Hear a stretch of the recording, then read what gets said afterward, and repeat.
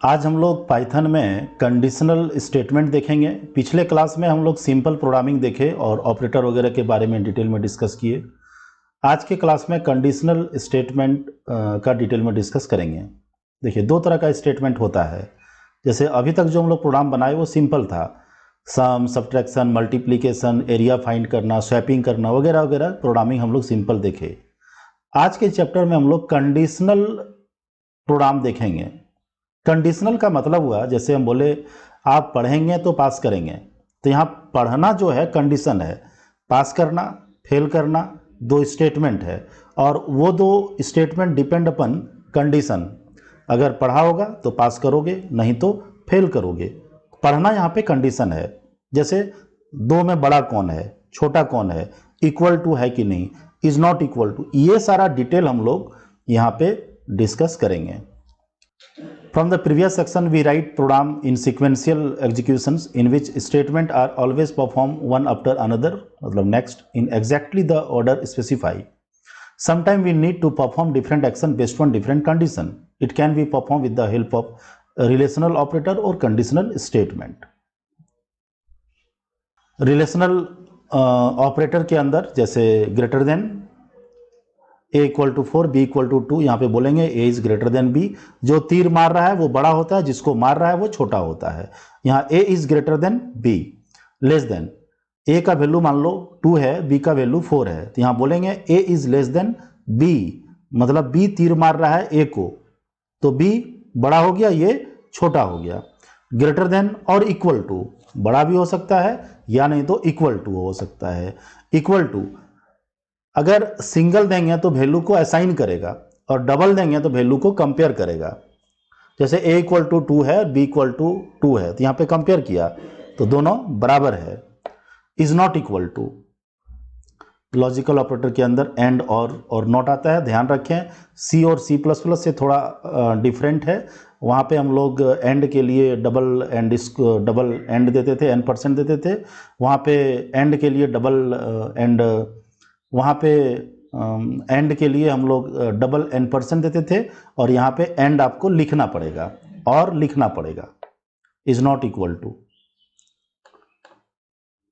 Conditional और branch statement के अंदर में हम लोग यहाँ पे simple if, single selection, if else, two way selection, if elif statement यहाँ पे थोड़ा अलग है सी और सी प्लस प्लस से।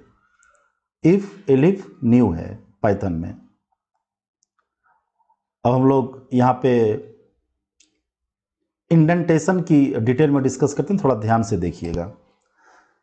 अगर हम लोग प्रीवियस प्रोग्रामिंग की बात करें लाइक सी और सी प्लस प्लस की, तो वहाँ पे क्या होता था, इफ़ के अंदर में जितना भी स्टेटमेंट है उसको कर्ली ब्रेसेस से हम लोग इनकैप्सुलेट करते थे, मतलब उसके अंदर में है उसको हम लोग इंडिकेट करते थे।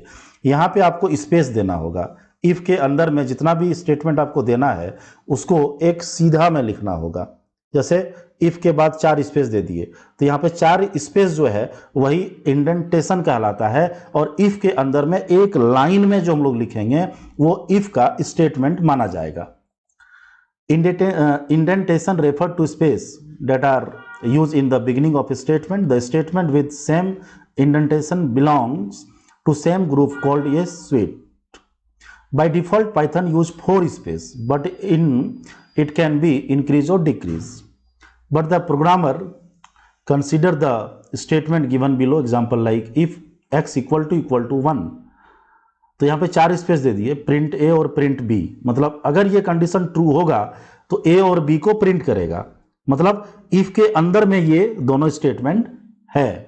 तो ये जो 4 स्पेस दिए हम लोग, इसको बोलेंगे हम लोग इंडेंटेशन, और एक जो ग्रुप ऑफ स्टेटमेंट हुआ उसी को हम लोग बोलेंगे सोर्ट।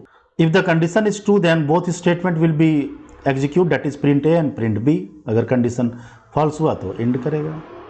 अभी हम डिस्कस कर रहे हैं the if statement, one way selection और decision. An if statement is a single selection or decision statement. It use when we have only one alternate. जैसे एग्जाम्पल इफ एक्सप्रेशन, मतलब कंडीशन यहाँ पे देंगे, अगर ये ट्रू हुआ तो ये सारे स्टेटमेंट को एग्जीक्यूट करेगा। The statement are executed if condition is true. यहाँ पे एक प्रोग्राम है, right a program to print maximum of 2 number. यहाँ पे ये जो प्रोग्राम बनाना है ओनली इफ, यहाँ पे एल्स यूज नहीं करना है। तो इस केस में दो वैल्यू हम लोग लेते हैं, ए इक्वल टू 5 और बी इक्वल टू 8, और एक अलग वेरिएबल डेट इज बिग नाम से एक हम लोग वेरिएबल लिए।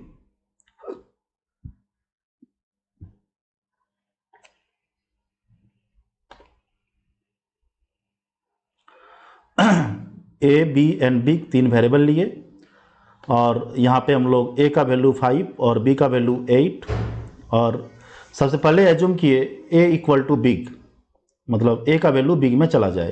तो ए का वैल्यू 5 हो गया। अब यहाँ पे हम लोग कंडीशन चेक करेंगे, ए तो मान लिए बड़ा, क्या बी बड़ा नहीं ना है? तो B that is 5 greater than big, sorry B मतलब 8 ग्रेटर देन बिग, हाँ है, तो फिर बी का वैल्यू बिग में चला जाए और यहाँ पे लार्जेस्ट नंबर बिग को प्रिंट करेगा। इसको एक बार समझ लें अच्छी तरीके से, इसको हम प्रैक्टिकल भी करवा देते हैं अभी। A equal to 4, B equal to 3, एक बिग नाम का एक वेरिएबल लिए जिसमें ए का वैल्यू असाइन किए, और यहाँ पे कंडीशन लगा दिए इफ़ बिग ग्रेटर देन या फिर बी ग्रेटर देन बिग अगर है तो फिर बिग इक्वल टू बी का वैल्यू को बिग बना देंगे, और फिर प्रिंट बिग किए जिसमें मेरा 4 ग्रेटर नंबर है वो प्रिंट किया।